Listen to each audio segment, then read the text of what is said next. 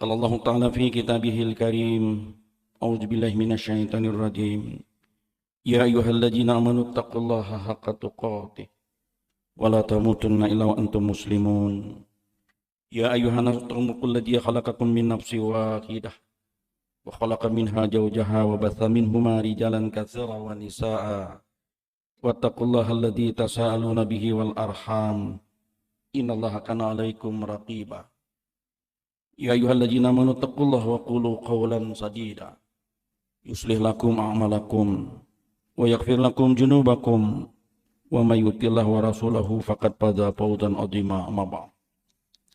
Bapak-bapak, ibu-ibu, saudara-saudara jamaah salat maghrib menjelang salat isya Masjid Al-Ummah rahimakumullah, sepatutnya lah kita memanjatkan puji dan syukur kehadirat Allah Subhanahu wa taala, di mana hingga sampai maghrib ini, saat ini kita tetap diberikannya kesehatan, kekuatan lahir dan batin, dan dengan izin serta kehendaknya pula berpaut hati kita dengan langkah kaki dan ayunan tangan kita, lalu ringan datang ke masjid ini, terutama melaksanakan kewajiban kita sholat maghrib berjamaah, dilanjutkan dengan mengikuti pengajian rutin yang dilaksanakan oleh takmir masjid pada setiap Ahad malam Senin. Semogalah pengajian demi pengajian yang kita ikuti selama ini, baik dari maghrib ke maghrib, dari subuh ke subuh, dapat menambah wawasan pemahaman kita terkait masalah-masalah agama dan kehidupan. Lebih-lebih yang terkait dengan masalah ibadah kita kepada Allah. Karena dengan mengikuti kajian-kajian seperti ini, kita mudah-mudahan dapat beribadah sesuai apa yang diperintahkan Allah dan beribadah sesuai dengan apa yang dicontohkan oleh Rasul. Karena hanya dua itulah nanti yang menentukan kualitas, mutu, nilai ibadah seseorang di sisi Allah Subhanahu wa taala. Apakah ibadah yang kita lakukan itu, ibadah mahdah yang kita lakukan itu, memang ada dasar perintahnya. Kalau ada dasar perintahnya baik dari Al-Quran maupun hadis, apakah itu kita lakukan dengan berpola pada apa yang dicontohkan Rasulullah? Di tengah-tengah hari ini masih banyak orang-orang yang beribadah tanpa perintah. Padahal di dalam Al-Quran sudah dinyatakan, Qul hatu burhanakum in kuntum shadiqin. Datangkan dalil jika kamu orang yang benar.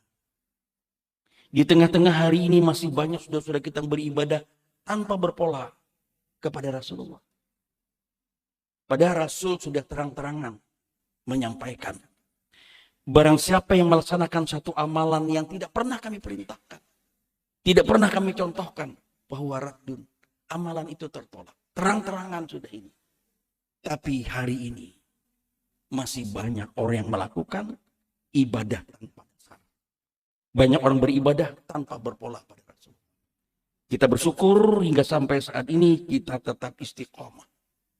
Mendasarkan ibadah, adakah perintah? Kalau ada perintah, kayak apa kita menggawinya? Berpola pada Rasul.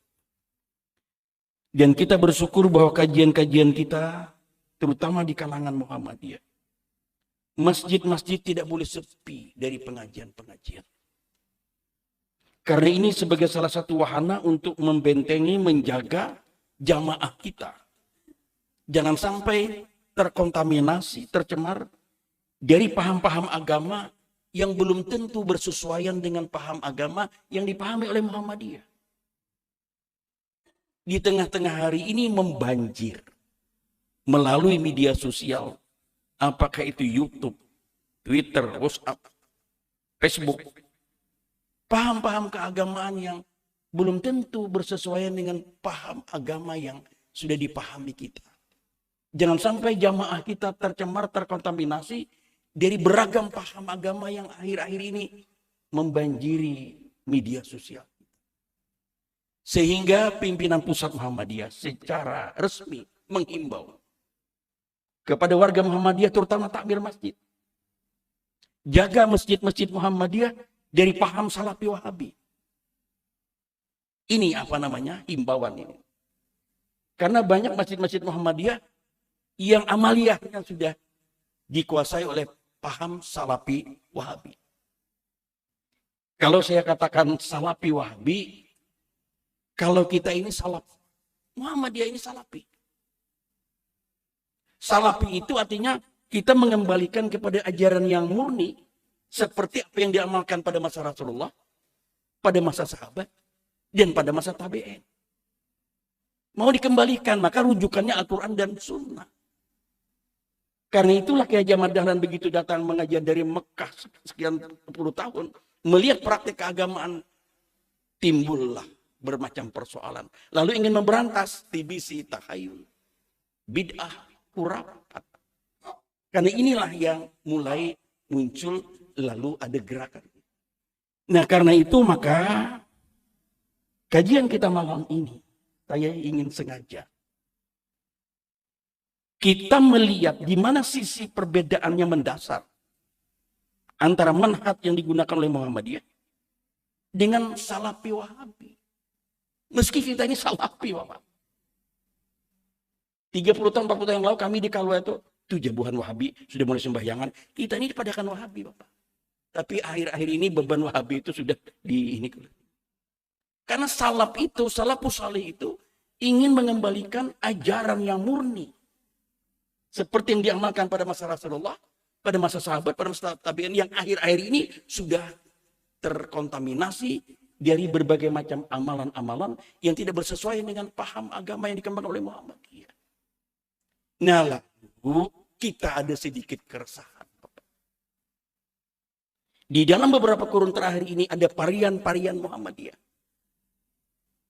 Dulu ada namanya Maulid, Muhammadiyah liberal. Jadi tokoh-tokoh kita Muhammadiyah ada yang diidentifikasi, oh ini liberal, ini liberal. Orang-orang kita Muhammadiyah. Walaupun saya tidak sebut namanya. Lahirlah Maulid, Muhammadiyah liberal. Ada juga dahulu Muhammadiyah NU. Karena ikut pengajian-pengajian yang dikembangkan. Di daerah timur hari ini muncul varian Muhammadiyah. Namanya Krismuha, Kristen Muhammadiyah. Ini bagus Bapak, karena orang-orang Kristen di situ dia tertarik dengan paham Muhammadiyah, dia bergaul dengan orang-orang Muhammadiyah, dia simpati dengan Muhammadiyah. Lalu muncullah Krismuha, ini varian Muhammadiyah di daerah timur, di daerah Kupang, di daerah Irian sana. Karena mereka sekolah-sekolah di sekolah Muhammadiyah, mahasiswa Muhammadiyah di Kupang itu Bapak udah dipelesetkan Universitas Muhammadiyah Kristen. Karena hampir 80% mahasiswanya orang Kristen yang sekolah di Muhammadiyah. Lalu mereka bersimpati dengan Muhammadiyah, bergaul dengan orang Muhammadiyah, tapi tetap mempertahankan keyakinannya dengan tidak mengganggu masing-masing. Ini toleransinya luar biasa. Dia sudah masuk ke dalam kerangka Muhammadiyah, maka Kristen Muhammadiyah. Bayangkan Bapak, begitu acara resmi di universitas misalnya, acara wisuda, itu ada lagu Indonesia Raya, ada lagu Mas Muhammadiyah. Yang penyanyi-penyanyinya di situ, oh penyanyi-penyanyi hebat, penyanyi-penyanyi gereja di situ. Dia menyanyikan, Sang Surya mulai bersinar, sahada dua melingkar. Ya Allah Tuhan Rabbiku. Padahal Kristen. Muhammad junjunganku. Padahal Katolik. Al-Islam agamaku. Padahal Nasrani. Muhammadiyah gerakan. Bayangkan Bapak sejauh itu. Ini varian Krismuha. Mudah-mudahan kita berdoa mereka bisa menjadi mu'alaf. Kita kan dalam agama kita kan la ikrah fiddin. Kita hanya mendakwahkan tentang hidayah dia mau masuk Islam, urusan Allah. Dan lalu hari-hari ini Bapak muncul lagi namanya Musa. Tapi lain Musa lain, Musa. Muhammadiyah Salafi. Orang-orang Muhammadiyah yang berpaham Salafi inilah yang terkadang bisa mempengaruhi ibadah kita di masjid-masjid Muhammadiyah. Ya saya sekarang berceramah di Masjid Muhammadiyah di tengah-tengah warga Muhammadiyah. Ya. Tidak di komunitas lain. Jangan sampai takmir-takmir masjid di dalam menentukan penceramah, dai, imam yang tidak memahami manhaj Muhammadiyah. Janggal ini. Jadi takmir harus ekstra hati-hati ini. Karena sudah ada Musa, varian Musa. Di mana letak perbedaan yang mendasar antara paham yang dikembangkan oleh Muhammadiyah dengan Salafi Wahabi? Pertama Bapak, terdapat pada metode, cara di dalam memahami teks-teks keagamaan, baik yang bersumber dari Al-Quran maupun yang bersumber dari hadis-hadis Rasul. Jadi sudah beda manhaj. Kalau Salafi Wahabi, dia memahami teks keagamaan itu baik Al-Quran maupun Sunnah, dia semata-mata tekstual, literalis, harfiah ajar kita, apa adanya. Akal tidak boleh mengintervensi masuk ke dalam memahami ayat atau hadis. Akal cukup menangkap makna. Habis maknanya amalkan. Jadi dia tekstualis. Di sini Pak bedanya. Sedangkan Muhammadiyah tidak cukup memahami agama, teks-teks keagamaan secara tekstual saja. Pahami agama secara kontekstual. Kalau di Al-Quran, apa yang menjadi asbabul nuzulnya? Kalau di hadis, apa yang menjadi asbabul wurujnya? Dipahami secara konteks. Supaya Islam itu mampu menangkap semangat zaman. Bukan Islam menyesuaikan dengan zaman, tidak. Supaya Islam mampu menangkap semangat zaman, maka pahami agama dengan kontekstual. Dan pahami agama dengan mengembangkan akal. Karena itu perintah di dalam ajaran agama. Sehingga majelis tarjih memutuskan Muhammadiyah di dalam memahami teks-teks keagamaan menggunakan manhaj. Pahami agama secara bayani, pahami agama secara burhani, pahami agama secara irfani. Jadi dia holistik. Tidak cukup hanya teksnya saja yang ditangkap. Contoh Bapak. Kalau ada hadis, janganlah pakaianmu hingga menutup kedua mata kakimu. Jangan. Berarti larangan. Kada boleh. Aja pian angkat ini, jangan sampai ini. Karena teksnya memang begitu Bapak. Janganlah pakaianmu hingga menutup kedua mata kakimu. Tangkap jangan. Berarti kada boleh. Nah ini lalu saudara-saudara kita yang pahamnya Salafi Wahabi, yaitu nang celananya atau angkat sedikit pada buku lali itu. Ujar bahasa kita pakai salawar cingkrang. Celana cingkrang. Tapi tertinggi sedikit. Di kita Muhammadiyah tidak begitu Bapak. Muhammadiyah memahami teksnya, betul di sahih hadisnya. Tapi pahami konteksnya, apa asbabul wurudnya hadis itu muncul. Ternyata di situ ada ilat, ada sebab. Sebabnya apa? Karena ada kesombongan. Sehingga hadis itu berbunyi, janganlah pakaianmu hingga menutup kedua mata kakimu karena sombong. Karena begitu Rasulullah melihat Abu Bakar yang sampai menyentuh lantai, Rasulullah tidak mendengar. Karena Rasul yakin kalau pada Abu Bakar tidak ada kesombongan. Nah Muhammadiyah memahami itu karena di situ ada kesombongan, maka kalau pada pakaian kita ada kesombongan, bukan saja celana, bukan saja tapi upiah misalnya, ajukan lagi. Baju misalnya. Kalau ada kesombongan.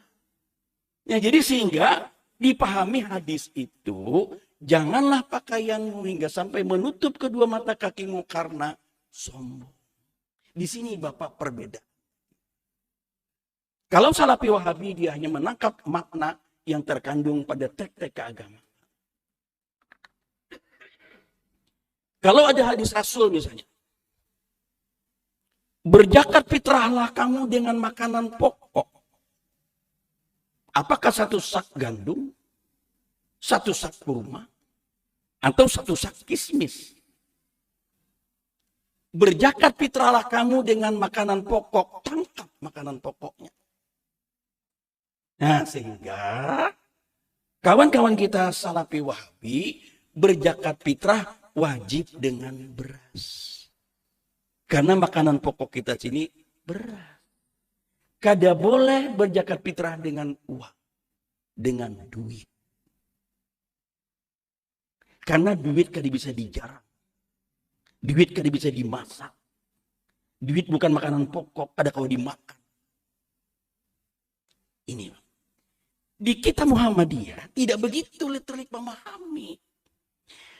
Yang namanya makanan pokok itu makanan yang penuh gizi, ada kalori, vitaminnya, dan macam lauk pauknya, sayur mayurnya. Yang orang kesehatan menyebutnya dengan 4 sehat, 5 sempurna. Sekarang kan makanan yang bergizi ya begitu istilahnya. Makanannya adalah orang miskin malam itu dapat beras lalu beisukan nak makan beras dimasaknya, makan nasi aja tunggal, nasi aja tunggal. Cacapan kedada, uyah kedada, sambal kedada. Iya Pak? Hah? Nggak mungkin Bapak.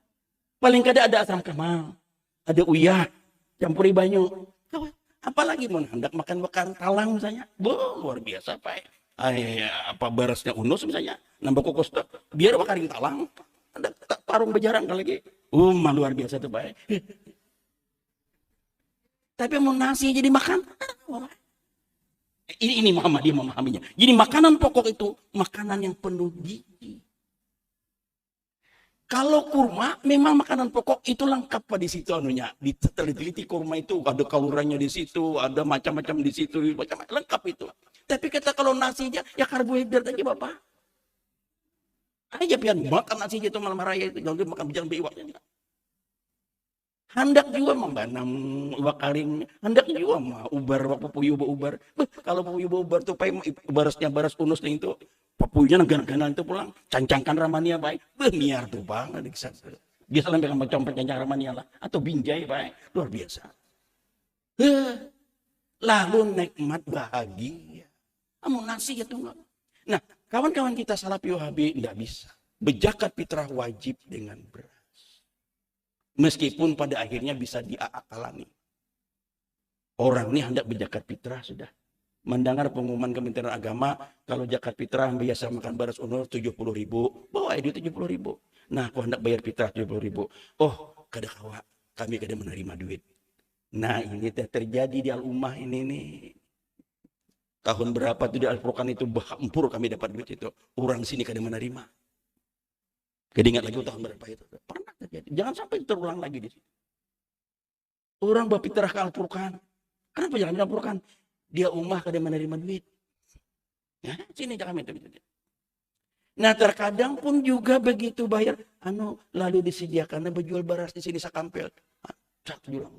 Kita datang beli 5 pulang, ini pulang naik julung. Beras siapa yang dijual? Beras siapa yang dijual? Kalau konsisten tidak menerima uang, mestinya begitu ditanya malam hari raya, berapa aja kita kuliahan zakat fitrah malam ini? 16 balik baras titik. Kada ada duit kah? Kami kada menerima duit. Tapi kebanyakan berapa kuliahan dia zakat fitrah malam ini? 4 balik baras ya, 12 juta duitnya. Itu di mana duit? Maka kada menerima duit. Iya, nak orang berjual baras tadi. Berfitrah juga, tapi fitrahan baras tukaran. Nah, ini kan semacam biak. Nah itu Bapak Muhammadiyah ini sudah dikaji secara lebih dalam. Ada hadis lagi Bapak. Misalnya, berpuasalah kamu bila melihat bulan ya. Dan berbukalah kamu, beraya kamu bila melihat bulan. Melihat memang dengan mata kepala, dengan telanjang. Itu hadis Rasul sahih itu. Hadis itu memang pada masa Rasulullah untuk menentukan hilal itu muncul satu-satunya metode, satu-satunya cara yang paling canggih pada Rasulullah itu hanya dengan cara melihat dengan mata telanjang. Dan juga didukung alam di daerah Arab itu potensi melihat itu mudah karena alamnya tidak tropis seperti kita di sini. Kenapa maka itu? Karena itulah ilmu pengetahuan astronomi, ilmu falak, ilmu hisab belum berkembang seperti hari ini. Dan Rasul sendiri menyatakan, nahnu ummatun ummiyatun. La naktub wala naksub. Asyharu hakaja wa hakaja ya Rasul. Kami ini adalah ummatun ummiyatun. Umat yang ummi. Ummi itu tradisi yang belum bisa memiliki baca dan menulis. La naktub wala naksub. Kami tidak bisa menulis dan kami tidak bisa menghitung.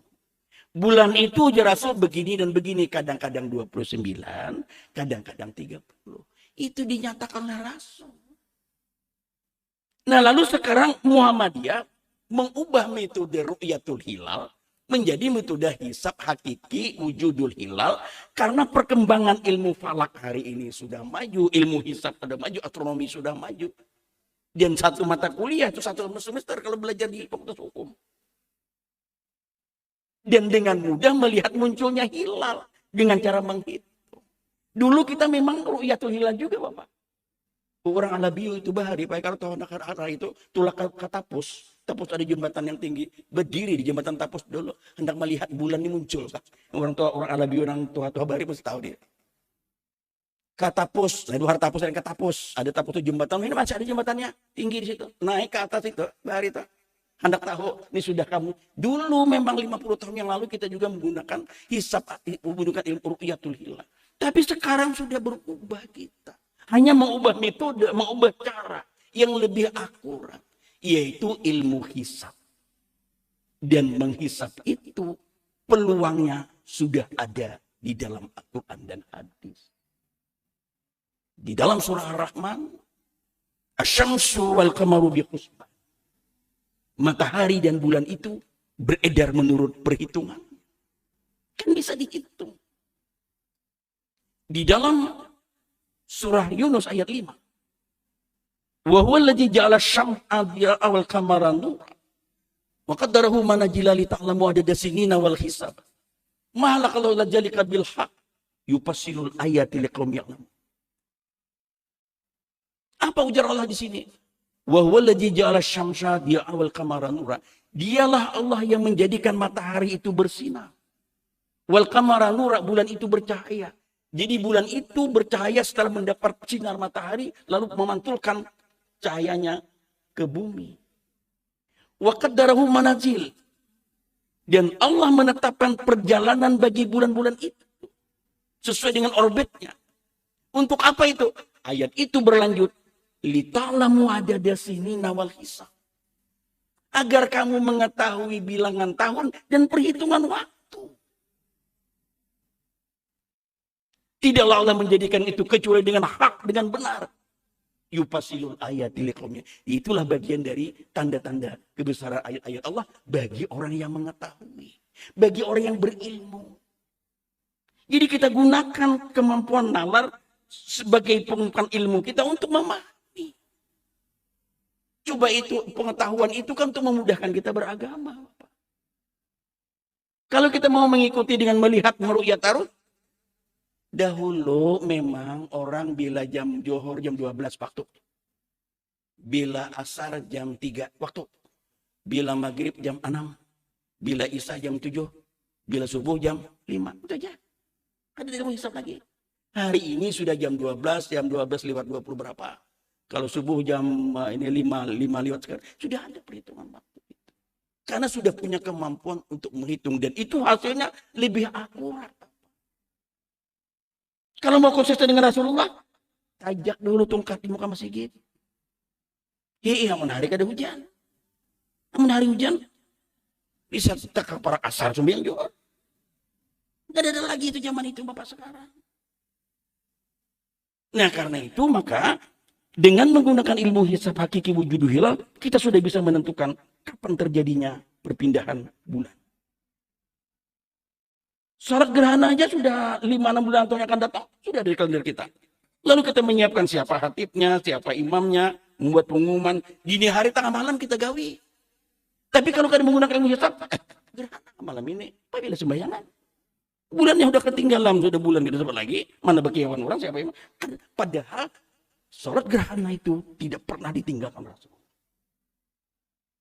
Namun hadang melihat nih. Tahajud. Gerhana hari ini. Ayo kita sembayangan. Udah habis. Gak. Baik. Perbedaan yang berikutnya. Tentang perempuan. Salafi Wahabi menganggap peran perempuan itu hanya ada dalam ruang domestik. Tidak boleh berada di ruang publik. Maksudnya bibinian itu di rumah aja. Kada boleh berada di ruang publik. Kada boleh ikut berontak karir. Kita Muhammadiyah tidak begitu. Silakan perempuan berkarir. Jadi kepala seksi, jadi kepala bidang. Atau jadi kepala dinas. Silakan. Karena itu hak setiap orang. Tapi Salafi Wahabi enggak. Kalau bininya tuh ada begawi, kawin nantinya ambihinya tuh. Ambihinya, gawi, kada boleh. Ini pandangan yang berbeda. Lalu Salafi Wahabi menganggap perempuan tidak boleh keluar rumah kecuali dengan mahram. Nah, jadi kalau bininya hendak menukar sayur, lauk pauk ke pasar, itu harus lawan lakinya, suaminya, didampingi. Biar nunggu di parkir luar apa. Tidak boleh. Di kita Muhammadiyah tidak begitu. Silakan perempuan-perempuan keluar rumah tanpa mahram, tapi dengan dua syarat. Pertama, situasi dalam keadaan aman. Seperti hari ini, aman kita. Oh, jangan anak ke Banjarbaru, anak ke Martapura, itu ada bus, itu. Di dalam bus, aman. Nah, apa-apa. Oh, jangan naik sepeda motor ke pasar, apa-apa. Yang kedua, tidak menimbulkan fitnah. Kalau dua ini terjamin, silakan. Perempuan berpergian tanpa mahram. Tapi Salafi Wahabi harus didampingi oleh mahramnya. Biar hendak ke pasar. Nah, kemudian tentang pakaian, aurat. Kalau Salafi Wahabi, ya auratnya seluruh tubuh kecuali mata. Lalu dia pakai nikab, pakai cadar. Di kita Muhammadiyah cukup memahami hadis Rasul, karena Rasul ditanya oleh anak. Ya Rasulullah, sampai di mana aurat perempuan itu? Rasul bersabda, aurat perempuan itu seluruh tubuhnya. Tapi bukan titik, Bapak, baru koma. Kecuali muka dan telapak tangan. Itu hadis Rasul. Jadi bagi kita, ibu-ibu warga Muhammadiyah, cukup memahami hadis itu. Aurat perempuan itu seluruh tubuhnya kecuali muka dan telapak tangan. Karena nggak ada hadis aurat perempuan itu seluruh tubuhnya kecuali mata.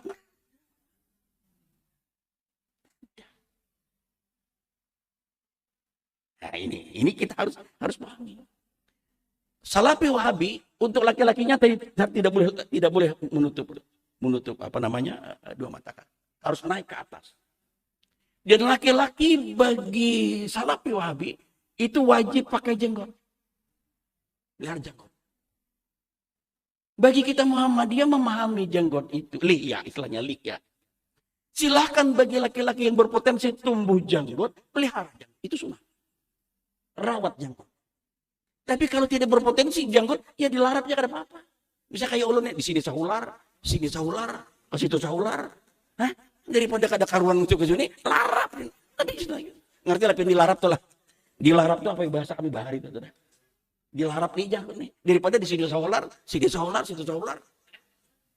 Dilarap. Ha? Jadi bapak-bapak yang potensi janggutnya tumbuh, silahkan rawat. Nanti kalau bodoh, dibujur. Supaya air tersentuh itu. Nah apa itu sunnah Rasul. Tapi kada wajib, kada harus begitu. Nah ini harus kita pahami. Lalu yang berikutnya akhir-akhir ini Bapak. Tentang musik.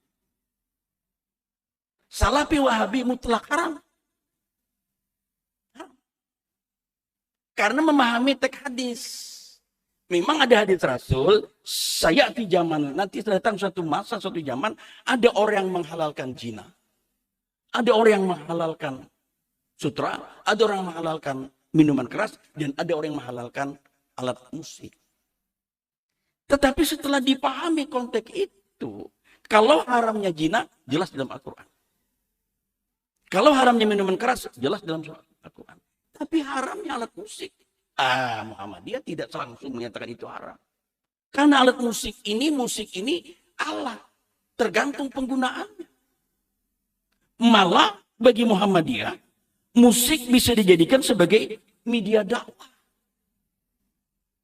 Jadi musik kalau yang mengarah kepada kemaksiatan, ya haram bagi Muhammadiyah. Bedangdut misalnya, lakian bibinian bercampur, besiang ke tengah malaman, haram.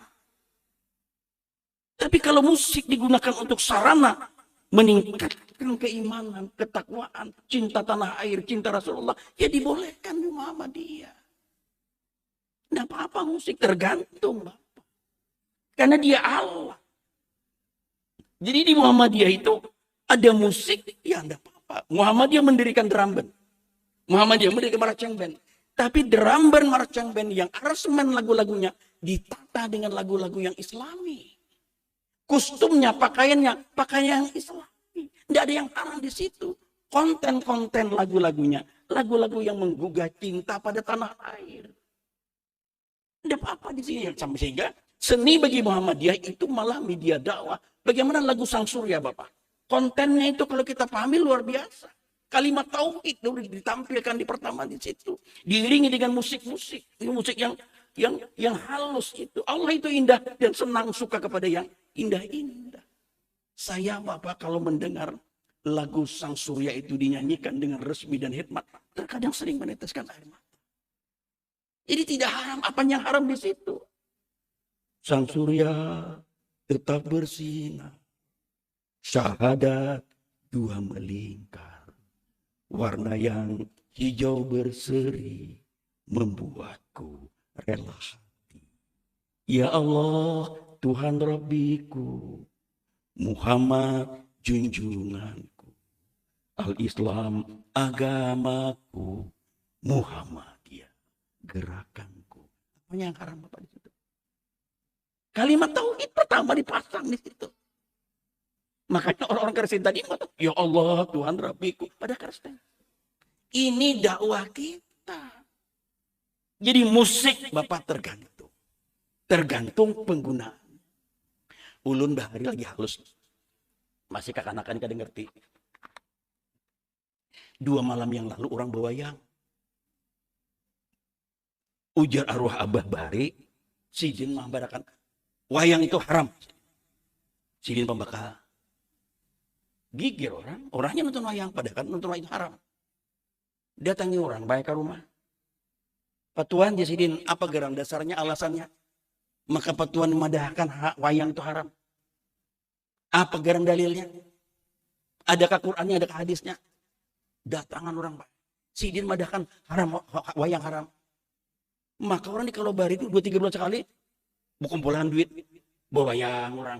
Hiburan kada ada kayak yang bakai bahari bang. Paling sandiwara, bawa wayang itu bang bari. Dipadakan sidin haram. Ayo sidin sini. Tahulah jadi haram itu. Aku malam semalam bukan ikan bawa wayang tuh. Begitu aku turun subuh orang ajan, bukan ikan masih blok samar bakal lahir. Haram sini.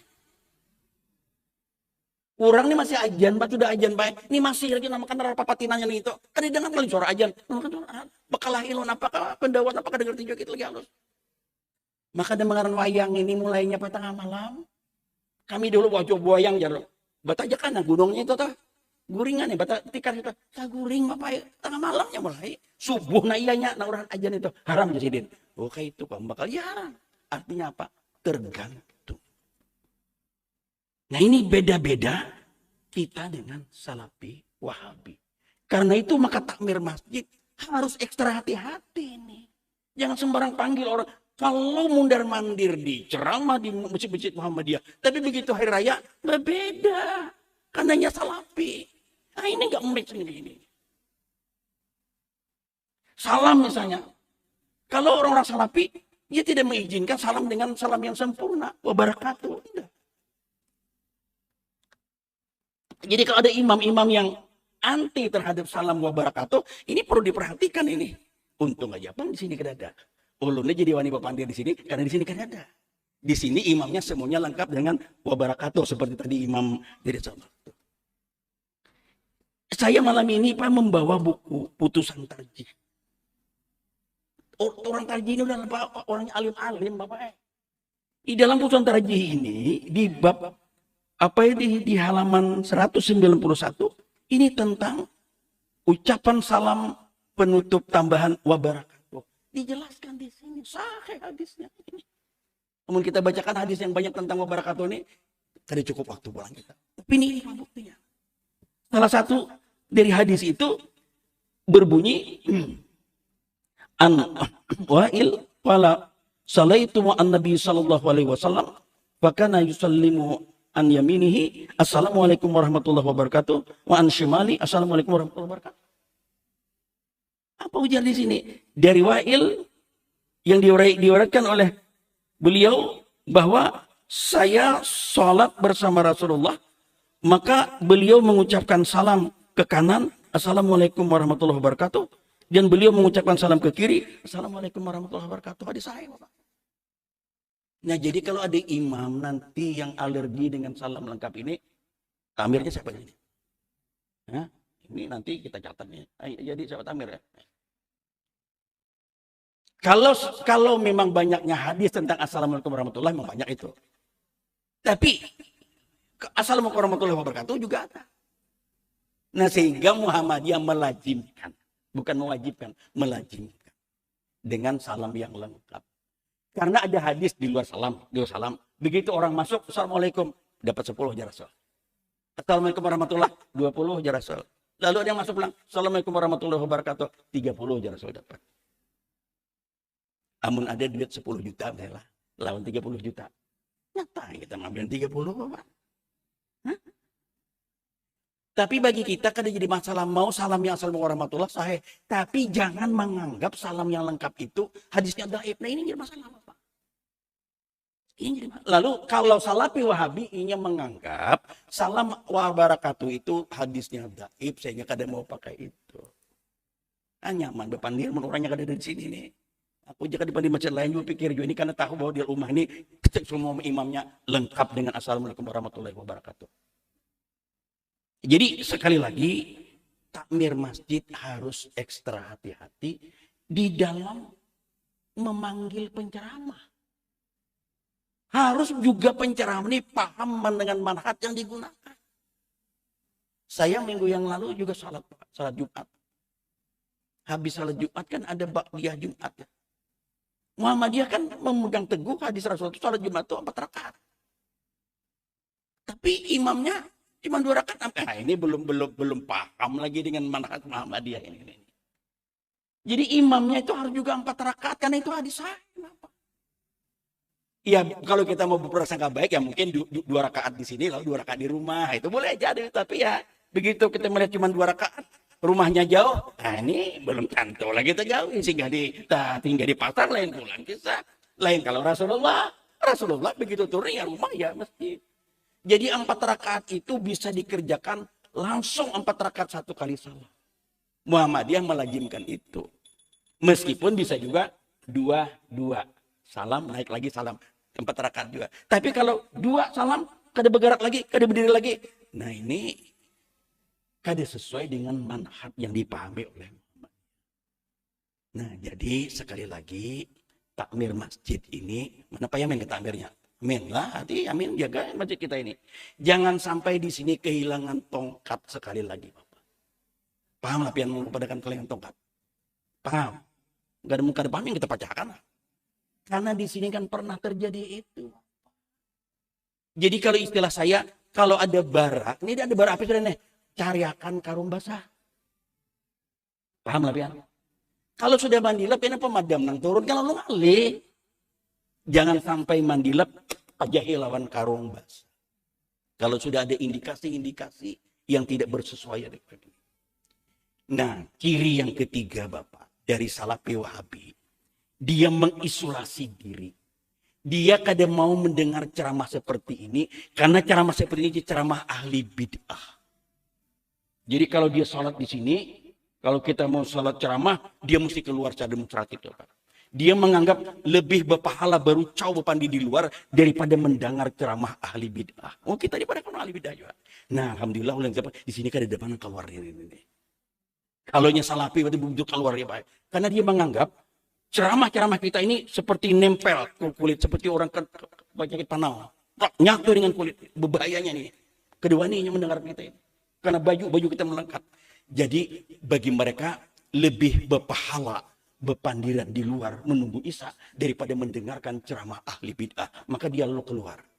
Nah, ulun wani menyambat ini karena ulun melihat tadi kejadian yang keluarnya di sini. Berarti sini kejadian yang salafi wahabinya ini. Tapi kalau salafi semuanya kita ini salah. Inilah barangkali apa yang bisa ulun sampaikan. Mudah-mudahan sekali lagi kita tetap berpegang teguh pada manhaj yang dipahami oleh Muhammadiyah dalam memahami agama. Pahami agama secara bayani, pahami agama secara burhani, pahami agama secara irfani. Subhanakallah bihamdika asyhadu an la ilaha illa anta astaghfiruka wa atubu ilaik. Salah hilap mohon dimaafkan. Billahi taufiq wal hidayah. Assalamualaikum warahmatullahi wabarakatuh.